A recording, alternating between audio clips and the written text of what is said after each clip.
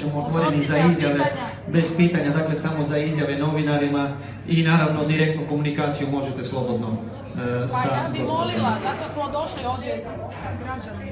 Dakle, danas od 18 do 20 sati na Riječkom korzu za sve građane, ali i danas će vam gospođe vrlo rado odgovoriti, međutim ne ovako frontalno, nego da ne oduzimamo puno vremena, jer je već sat vremena i više traje ova press konferencija, dakle izjave, ukoliko je potrebno, i onda nakon toga idemo na direktnu komunikaciju sa mještanima, nećemo pobjeći, ostaćemo ovdje zajedno sa vama bez brige.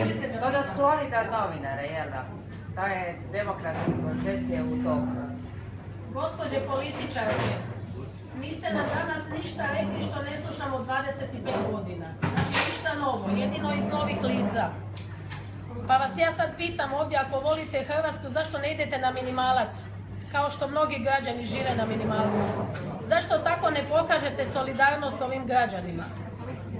Vaša obećanja nisu nam ništa novo, obećaju nam 25 godina, tako i vi.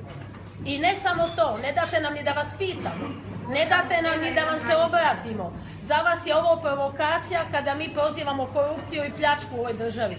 Ne spominjete novac koji nam je popljačkan, to ne spominjete, gospođo Linić. Razlike nema, gospodo.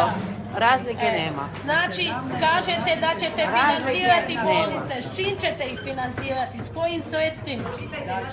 Ma vaš program je 0 bodova, jer vi nemate s čim to financirati, nama treba kapital. Nemojte vi meni zahvaljivati, ja sam građanka i poduzetnica koja puni proračun. Ovdje su politolozi, diplomirani, kapetani, inženjeri, ovdje su školovani ljudi. Nemojte mi se reći.